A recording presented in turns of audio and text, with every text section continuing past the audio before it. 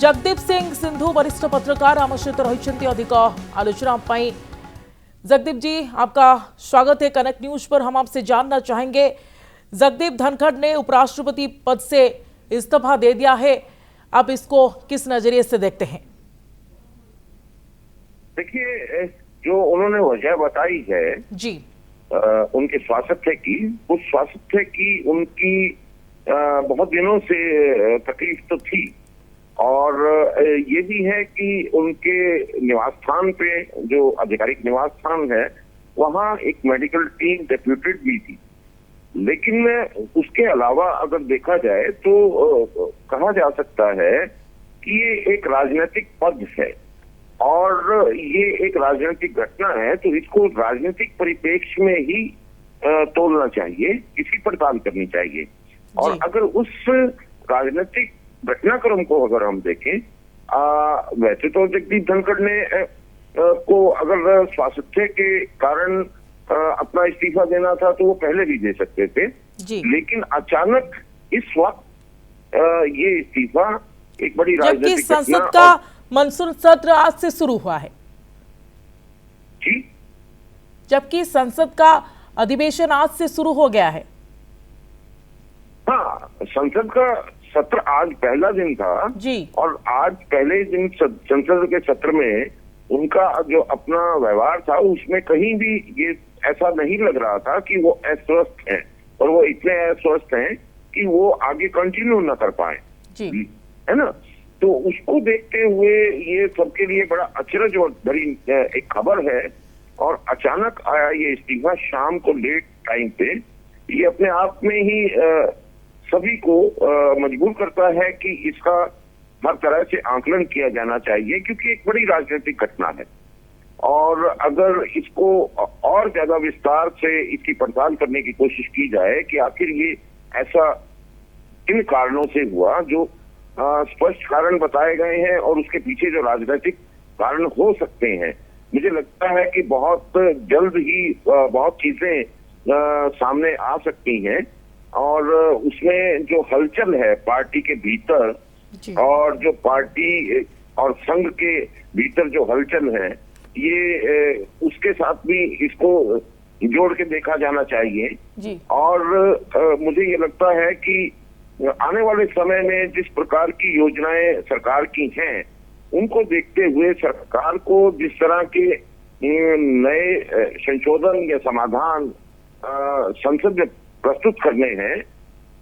उनको किस तरह से मैनेज किया जाएगा या कैसे उनको कौन मैनेज कर पाएगा। अब क्या विकल्प है उपराष्ट्रपति को लेकर, अब क्या विकल्प होगा? देखिए, विकल्प के तौर पे तो मुझे लगता है कि पार्टी के भीतर से ही जो पहली कतार के बड़े नेता हैं, उनमें से किसी को आगे किया जा सकता है, जिसमें जो पार्टी के अध्यक्ष रहे जेपी नड्डा, जिनको कई बार एक्सटेंशन मिल चुकी है, और अब जो संघ का जिस तरह से दबाव है उसको देखते हुए हो सकता है कि जेपी नड्डा एक अच्छा पार्टी के लिए ऑप्शन हो,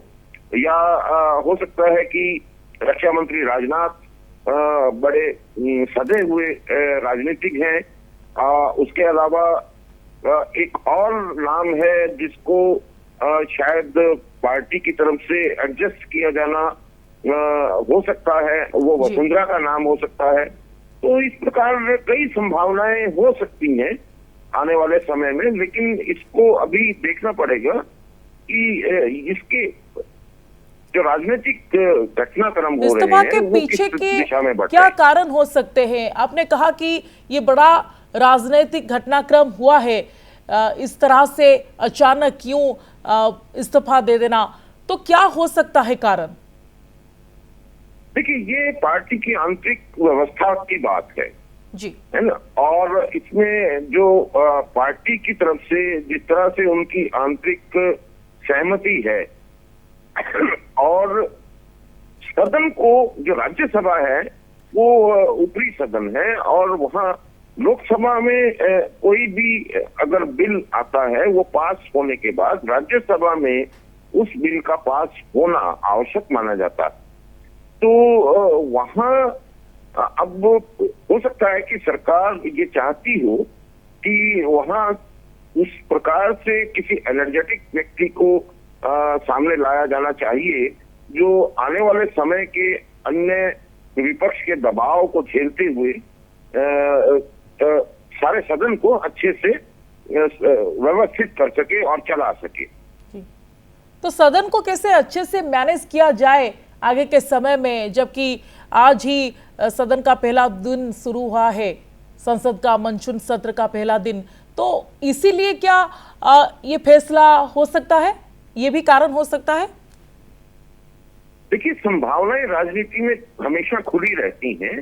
और राजनीति में अचानक हुए घटनाक्रम पे कई तरह के सवाल उठते भी हैं। जी, जगदीप सिंह सिंधु वरिष्ठ सांबादिक आम सहित रही अधिक आलोचना ए बाबद करुले से जहाँ कहते ये एक बड़ राजनैतिक घटनाक्रम जहाँ घटी आज जितेबाला संसद में देखा मिलता उपराष्ट्रपति को सेतबले तो बिल्कुल स्वाभाविक थिले, किंतु पुणी संध्यारे एभली एक निष्पत्ति से नौचंती एवं राष्ट्रपति द्रौपदी मुर्मू को से निजर इस्तीफा पत्र पठाउछंती, स्वास्थ्यगत कारण पुणी दर्शाउछंती।